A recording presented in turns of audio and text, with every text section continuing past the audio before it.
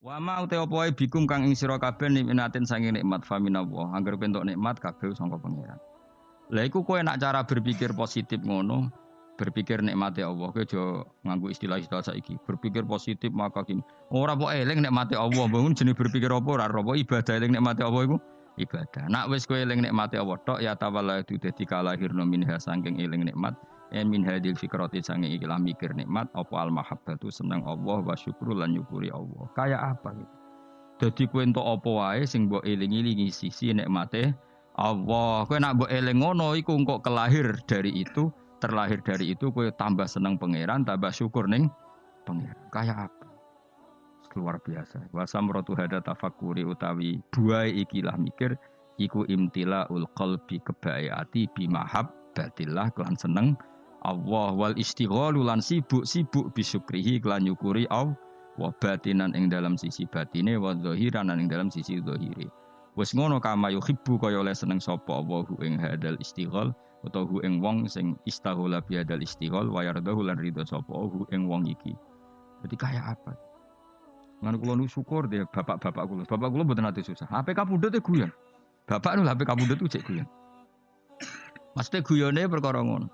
Ya jenenge ning donya sing ngurusi pangeran kok aku mati sing ngurusi pangeran. Ridakno sana. Nah, saku husnul khotimah ya sowan teh. Mbah Mun nggih ngoten, Mbah Mun niku badhe kapundhut niku teng sarang seneng banget. Ketok seneng badhe haji. Ketok. Bahkan ada santri yang disuruh mendoain sebelum berangkat. Dongakno jenenge aku. Yes, mati ini Mekah. Awalnya itu sudah kayak terencana. Saya itu tahu betul wong saya beberapa hari sering kepanggil kan. Jadi uang itu, ini sisi lain yang mungkin jarang diekspos di publik. Beberapa uang itu dititipkan Gus Bab putra barepe Mbahmu. Dawe beliau, bab duwe iki nak aku teko balenon neh. Nak aku ora teko bagi ning bocah-bocah. Beberapa hal yang terkait keluarga itu kan ya sudah seperti itu kayak semuanya terjadi. Dia sering cerita nak mbah-mbahe kabulut dina Selasa. Yang saya kenang itu guyone beliau gini. Guyone ku apik kabeh. Aku nak mati Selasa, berarti aku ulama. Biasanya ulama itu mati Selasa. Aku wis Selasa setu padha ae ora ono pengaruh. Wong ora ngarah darani ulama. Iki maksudnya tema ulama. Aja kowe terus njaluk mati Selasa, ora ono pengaruhe. Maksudnya iki bakasan ulama. Senengam kok mada-madakno barang ra padha. Aku nak mati Selasa, berarti pangeran nganggo ngalim. Maksudnya nganggo status alim. Gue cuma beliau wong orang ngendikan. Maksudnya orang ngendikan status. Aku nak ra ono Selasa, berarti aku ulama. Nak aku mati nih Jumat, berarti aku wali. Aku bantah, tak penak kabeh. Gitu. Jadi artinya gini, betapa husnudzane bangun mbek pangeran. Jadi mati Selasa ya status ulama, mati Jumat wali. Nah, gue mau mati. Nah, gue bareng mati Selasa ya mati. Mati Jumat wong yang darani mati. Malah nak mati munyakang jam 11 malah togo-togo. Gue Jumatan mati barang kok.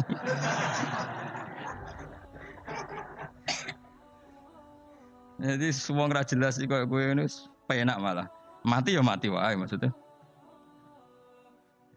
Lho kula tenan, kula niku setiap maca Said Abdul Al-Haddad itu mesti eling yai karena zaman itu sebelum beliau wafat Said Abdul kabudute kan Selasa. Said Abdul Al-Haddad sing masyhur kutub itu kabudute dina Selasa. Mergo Allah gawe gunung itu Selasa. Allah gawe gunung Selasa terus beberapa ulama kabudute napa Selasa. Mergo ulama ibarat napa gunung. Jadi itu Mbah Mun termasuk Mbah Lukman kadang kabudute Selasa. Tapi beberapa keluargane Mbah Mun kata-kata Jumat. Jadi keluarga besar Mbah Mun mboten Jumat. Nak kula ora milih dina gara-gara mau. Aku anut kowe wis. Aku anut kowe mati ya mati wae ora usah ribet apa. Enggak usah ribet. Jadi orang-orang gitu bapaknya kapundhut itu tertib beli beras dulu buahnya terus marani kula teng Jogja kan boyong. Sejak 1 bulan apa 2 bulan bapak mriki ini marani kula kan boyong sampai sowan Pak Zeni Dahlan pamitno kula boyong. Jadi matine wong pilihane pangeran itu tertib. Kalau ditukokno tanah, nggih omah sing kula geni sakniki niku tanah sing tumbas sebab. Sik sempat tumbas watu bangunan, watu pondasi. Bertakoki tangga-tangga ndamel napa iki? Nggih omah bahak. Omah sing kula geni watu pondasine cek tumbasane bapak, termasuk beberapa pintu. Pintu niku sing ndamel niku tersebut. Nggih pamit nggih. Ya rileks ya santai ya ora tau bakas kapundhut tapi. Ngoten terus kapundhut. Ora koyo kowe mati bludas gak jelas. Awas kan amati ngono, gak keren apa? Wingi cek ketok kok saiki mati. Kenangane tanggane mau ngono tok. Gak tertib blas ya. Maksudnya zaman ning donya ra tertib kok kegawa nganti mati ku cek ora tertib.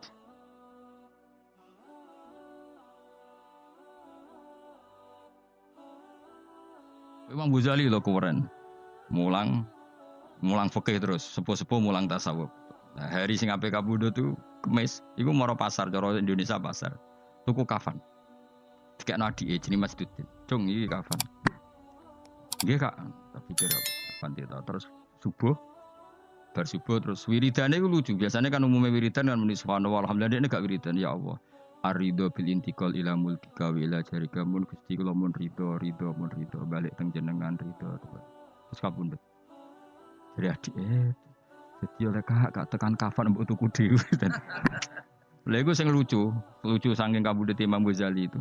Dulu kan dia ada WA anak koyo Mustofa iku serawali di WA barang wis. Utawa wis medun misalnya tetep wali wis medun. Nah Ruhin wis medun suwi duwe WA-ne lho. Duwe WA-ne luwih apa? Suwi. Iku kanca-kancane Imam Ghazali, iku cara Imam Ghazali kan kabutune ning tos-tos iku nderek Iran saniki. Tapi coba arani Imam Ghazali Syiah, mboten riyen dhisik ahli sunnah to. Tos niku kanca-kancane sing perjalanan ke Imam Ghazali 3 hari itu enggak ada yang terlambat datang. Saya ulang lagi. Jadi misalnya kamu di Imam Ghazali Senin gitu atau Jumat gitu. Kanca-kancane sing ke beliau harus 3 hari itu enggak ada yang terlambat. Imam Ghazali di antara pesannya yang adike, saya jangan sholatin kecuali datang orang ini. Saling nyebut si A, si B. Itu wali-wali kutub, orang ini. Waduh, mikir, waduh itu kan antar negara apa? Ulama itu kan antar negara. Tapi tenan, waya Imam Ghazali setelah lucu nenek tekane yo pas bar wis siap disolati. Berarti kafani disolati mereka datang. Jadi kancane bareng teko. Lah jenengan kok metu. Tolong dina wingi pamit aku wong itu. Repot masa wali-wali kacau ya. Kacau tenan. Orang gue ayo sok. Yakin apa niru ya. Ngabari sih tadi. Kok ya. Kayak iso ngono, ora ngarah sebetulnya serang ngarah. Jadi ya santai. Kayak pemenang Rasulullah sallallahu alaihi wasallam, Nabi malah luwih tertib meneh sampai. Ya malaikat enten-tenan ora kanjeng Nabi gak kondang tapi. Jadi kanjeng Nabi pe kabundut itu Israil wis ning kono. Sik ngenteni aku Fatimah rung rene. Fatimah teko ngentikan. Awak kowe malaikat Israil konten-tenan ra gelem, semangat. Jupuk kowe semangat malah. Males. Ning donya ngrameni jupuk bar wis ngono. Aja Nabi banget tertib, ra trimo tertib banget tertib. Israel itu teko ora wani mlebu. Akhirnya Jibril dulu, Mikail dulu. Beliau ngendikan tentang umatnya, tentang sholat, tentang semua yang terkait maslahat agama dipersiapkan betul. Nabi gak pernah mikir dirinya, mikir kelangsungan umat, kelangsungan sholat. Terus supaya perlakuan terhadap perempuan baik an-nisa al-ummati as-sholat. Ketika Sayyidah Fatimah datang, Fatimah nangis. Orang nangis senangnya Sayyidah Fatimah karena tahu abahnya mau kabudut karena beliau di belakang di depan ketemu malaikat Israil itu siapa abah itu Israil nangis Fatimah. Tapi ketika Sayyidah Fatimah nangis, Sayyidah Fatimah guyu nara putranya Nabi Raisa. Ya Fatimah, absyiri, kamu harus senang. Fa innaki awwalu ahli baiti luhukon bi. Kamu harus senang karena kamu orang pertama dari keluargaku yang menyusul saya. Sayyidah Fatimah seneng kok. Karena beliau akan secepatnya wafat. Kue itu kadang meh mati. Bocah anak rawali wis repot kandhanane angel. Sayyidah Fatimah akhirnya nunggu sowan.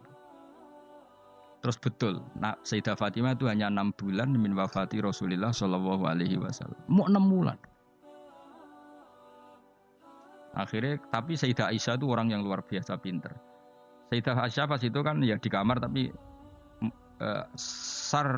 kata Sayyidah Fatimah kan kenangannya beliau kan asarro ilayya bidzalika Rasulullah. Asarro ngerahasiano.